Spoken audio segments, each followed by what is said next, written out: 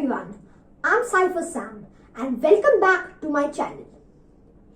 Today we are going to discuss about the poem The Lotus. This poem is written by Toru Dutt. Now let's begin.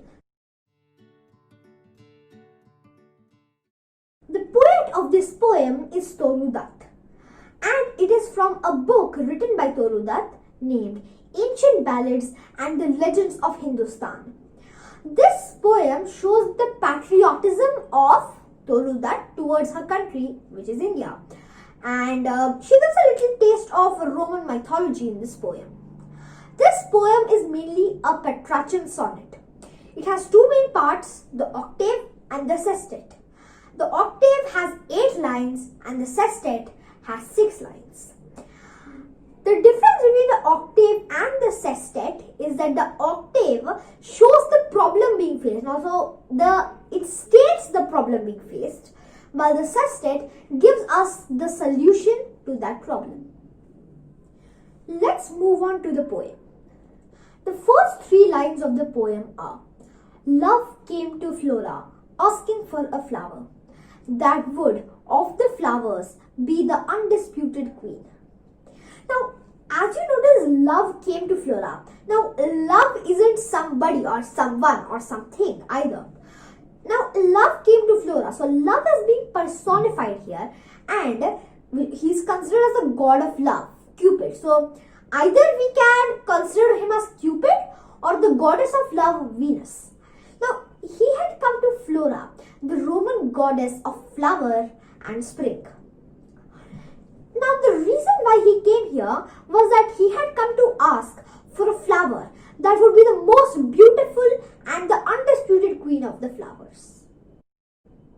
Moving on, the lily and the rose, long had been rivals for that high honor, bards of power. Now, this line may seem a little odd, like bards of power, it just ended there. Now, there's a continuation of bards of power in the next line. Before that, the poet is giving a backstory. So, this isn't really what's happening now. It's what happened in the past. So, the lily and rose were 2 different flowers and they both were having clashes. They were fighting. There was a conflict between them of who will be the queen of flowers. This was the highest place of honor for the flowers. And the rivalry had lasted for a long period of time. Here, bards of power means great poets. As you might have heard, Greek bards and Roman bards. So, bards of power means great poets. Of power is an addition over there which emphasizes the bards and makes them great poets. Had sung their claims, the rose can never tower like the pale lily with her Juno mien. Now, as I told you, bards of power, the 5th line is the continuation of the 4th one. Both the flowers use bards of power in their fight over the title of the Queen of Flowers. Now, what exactly is happening here? Both of these flowers have some bards of power which have written poems describing the beauty and the stateliness of the lily, and also the deliciousness and the romantic appearance of a rose. Now, these 2 are using those bards of power for their competition. Many different poets had written poems praising the beauty of either the rose or the lily, as I told you. And if I tell this in simple words, they are taking a reference of these poets. The rose can never tower like the pale lily with her Juno mien. Here the poets are quoting that the rose can't just stand upright like the lily, who is described as pale and yellow. The lily is compared to Juno, the queen of gods, and she is said to have a majestic appearance similar to the one goddess Juno has. So the lily is using this quote of the poets that she is superior to the rose and should be the queen.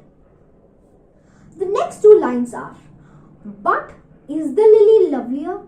Thus, between the flower factions rang the strife in Psyche's bower. Now, the poets are asking a question to themselves that, is the lily really lovelier?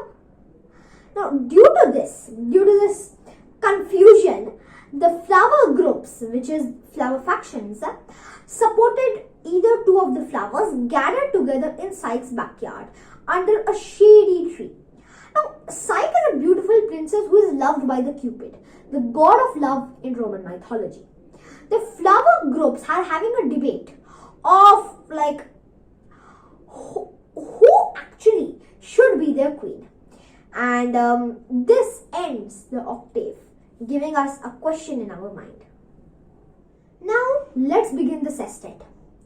Give me a flower as delicious as the rose and stately as the lily in her pride.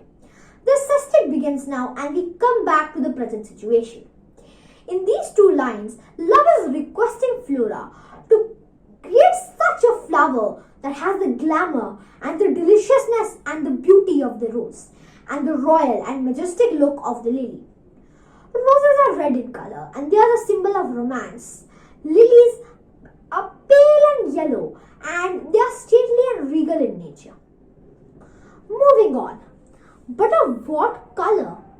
Rose red love first chose, then prayed. No, lily white, or both provide. When Flora asked love what color this new flower should be, love was totally confused.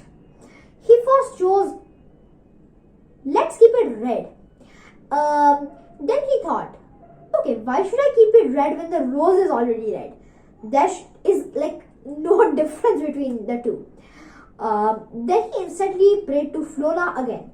He said, don't make it red, make it white. And the same problem occurred again. The lily was already white. He finally came to a conclusion that it should be a combination of both the colors. The next two lines, which will end the poem.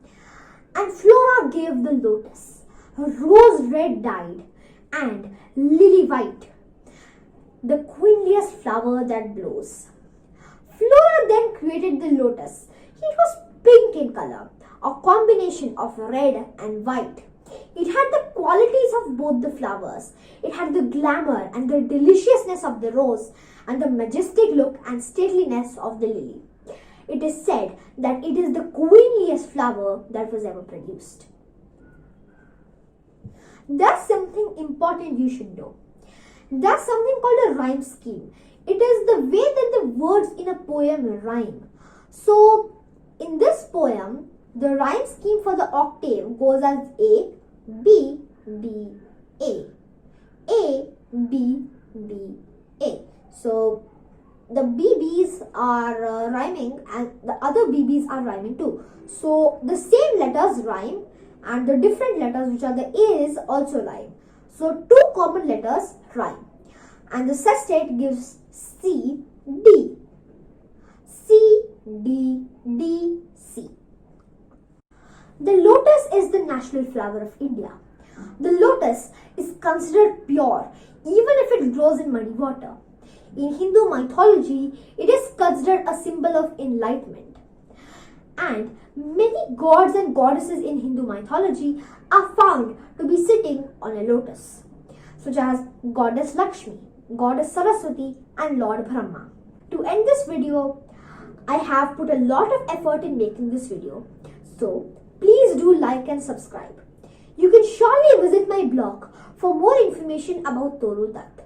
The link is given in the description box below. Thank you, bye and stay tuned.